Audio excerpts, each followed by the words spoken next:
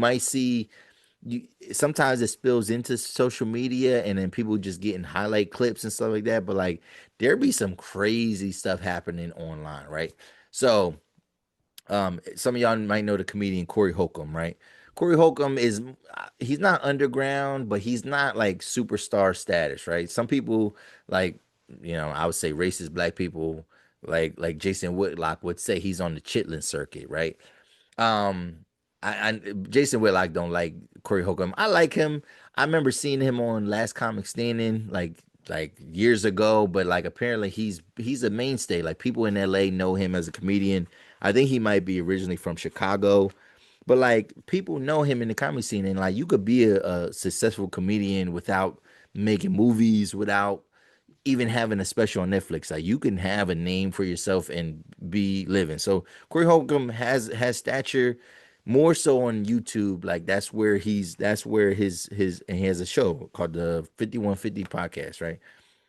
Or 5150 show. So then he has a content creator by the name of Anton Daniels. So there's another guy that like people are gonna start learning about. I think he is kind of on an ascension right now. And more people are going to start hearing about him. If you know the content creator Keita Rose, right? She used to do a lot of stuff on Tonight's Conversation. Well, she used to collaborate with Anton too, because Anton used to be on Anton used to use he helped start this channel on YouTube called the Lapeef Network. And basically it would be like these panel style shows where like people are kind of like having like a debate on like social topics, but it was like all black people.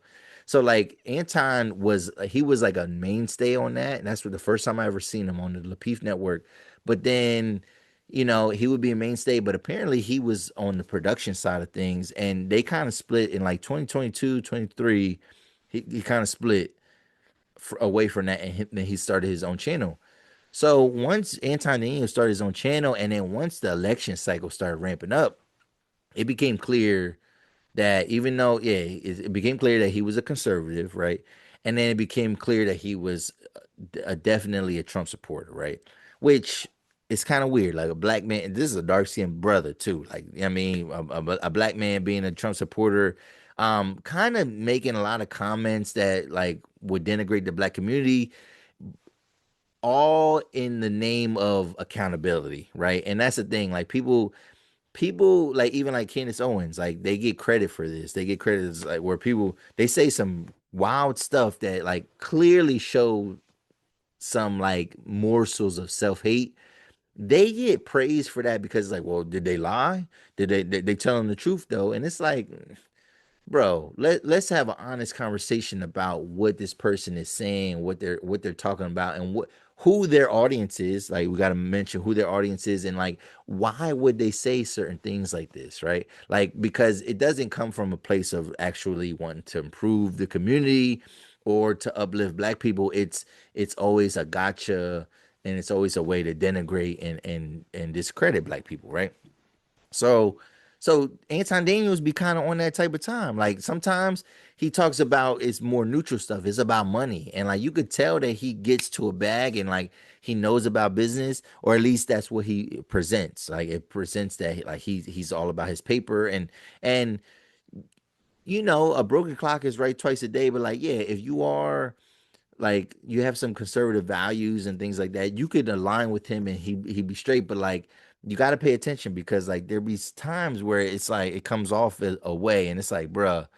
And once he started going super political, I watch because this is the thing. I watch people on the other side and I realized he was on the other side, but I watch sometimes his content because I need to I be needing to know. I be needing to know the other perspective.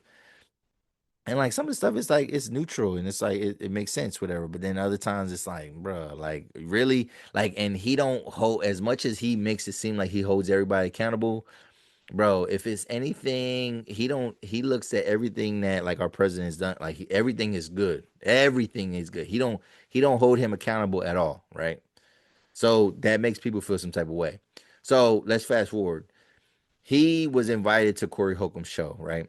So Corey Holcomb, right, and they started to have like a little bit of a debate about some topics and things like that. It's like they kind of filling each other out. Well, everything that I just said, right, about Anton being conservative and things like that, Corey Holcomb started to scrutinize him and started to ask him some questions about this, right?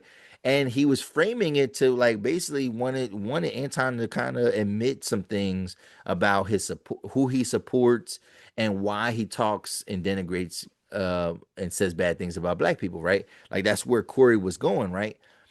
And Anton wasn't answering the questions, right? So like Corey was asking him like, "Yo, like when do you hold white people accountable, right?" And then he's like, "I hold white people accountable all the time." And then he was mad specific. He said, "Yeah, white liberal women, I hold them accountable all the time." And then he was like, "Whoa." He said, "What about?" He said, "What about men?" He said, "What about white men?" And then Anton literally says, "I ain't getting into all that. I don't want to get into all that, whatever." So then it makes you feel like, okay, you must work for somebody. You must be, I mean, as independent as you say you are, you must work for somebody. You must be in somebody's pocket. Like you must be being influenced by something that is not allowing you to tell the truth right now, right? It's like it's not allowing you to tell the truth at all. Like you are not being honest with some of the things you're saying, right? So then he's asked Corey's trying to get it out of him, like just certain things, whatever. And then Corey goes, and this is, and I, again, I can see how you take offense to this, but also where Anton takes it is uncalled for.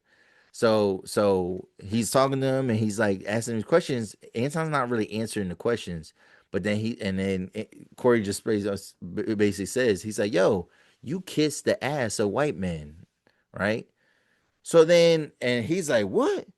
I kiss the as a white man. Well, you suck black people's whatever." Like, and basically saying he sucks black people off, right? And especially specifically men, obviously, but like basically saying that. So like that is where you take a colloquial phrase like ass kissing, and then sucking D is not a colloquial phrase. Like everybody that I know takes that literally. It's not, there's no like, and I know a lot of kids say words now. They say words like glazing, which glazing is kind of like a connotation of the same type of thing. Um, and or like, oh, dick riding, dick eating, whatever. Like nah, we don't like my generation, right? We don't play that. Like we do not, like you cannot say certain things like that, right? Like dick riding is still wild, but like that's like still like get off my jock. Like that's still not as crazy as like telling somebody to eat a thing or eat a D or you eating whatever. Like it's not the same, right? So, but I know people my generation, we don't play that at all. Older people, I know definitely. Oh, people older than me definitely don't play that at all. So that's when shit hit the fan, right? And so Corey gets in his like Corey's on this. They're on the live show, live stream. Corey gets up out of his seat, right? There's a woman that's sitting in between them. She gets up and he sits next to Anton, and he's basically daring him to say it again, like, "Say I suck a D again, say I suck a D again, whatever." And like they're arguing, it's going back and forth. Anton doesn't say it necessarily, right? But then Anton pivots and is like, nah, like let's just go outside. Let's just go outside, right? And then some people, and then Corey is like, nah, like we're not going outside. Like say it, just say it. Like say I do that again, whatever. And then it seemed like they came to this point of like maybe like mutual respect. Anton did kind of walk off, but then he came back on, and then so it became controversial, right? So that was the controversy. They didn't even get to really argue any actual points. It went left once from the beginning because Anton wasn't answering questions. So then Corey made his statement, but then Anton took it to another level, and then it became this controversy and this debate, like who was scared, who didn't really want to smoke, like, and some people saying Corey Holcomb didn't want to smoke because he was like, yo, when Anton asked him to go outside, they didn't go outside. But then some people were saying that like Anton didn't want to smoke because when Corey got in his face, Anton did not repeat the phrase that he was warned not to say, right? And like in the streets in the hood, that kind of means more. Like that means more, like to where I tell you to say something again and you don't say it, like I kind of won that, whatever. You could say let's go outside, but like, bro, 100 other things can happen in between us going outside to where like we don't even fight. So like, what's the point, right? So that was it, right? That was it. And it was like, afterwards, Corey was like doing comedy shows. He wasn't worried about it. So Anton spends like a week just like talking about the incident, and he's calling Corey dumb. He's talking about this, he's talking about that. One of the things though he kept saying was that how he would have beat Corey up. Like he keeps making this claim that he would have beat this guy up, right? So then finally Corey makes another show. Like he has another episode of his show, and he addresses it. So now this is where again I think Anton took it too far, but then we're gonna see Corey Holcomb then took it even further, right? So as he's kind of giving a recap and talking about what Anton's been saying over the week, whatever, then Corey just out of left field, right? He puts a picture. Oh, because he said, yo, because Anton makes a lot of comments about the way people raise their kids. He talks about marriage, and like I said, like you can get some gems from Anton. This is a man who seems to be like in a solid relationship, solid marriage. He takes care of his wife and his kid, and he don't have no kids out of wedlock and stuff like that. So like Corey hones in on that, and he says, "Oh, you talk about you don't got no kids out of wedlock," and then he puts a picture of this guy's daughter onto the screen, whatever, and it was like, nigga, what? And so immediately everybody's like, nah, bro, you wildin'. And like he's criticizing her looks. You know what I mean? It's neither here nor there. I don't judge people's kids and what they look like, but she definitely looked more. She's an athlete, right? She's an aspiring Olympic swimmer, right? Like a prospective Olympic swimmer. And dark skin. She didn't look done up or anything like that. She did look kind of homely, I'll say, like just kind of whatever. But then like he puts her on the screen and talking about how ugly she is, and talking about how she's gonna be a lesbian, and things like he's saying some wild stuff. And then he even puts the guy's wife on the screen and basically saying like yo shorty, like yo, leave this dude alone, like come mess with a real dude, whatever. And like puts her on the screen and like saying all this vulgar stuff about what he would do to his wife, or what they could do together and stuff like that. And then so to me, it was like, wow, like that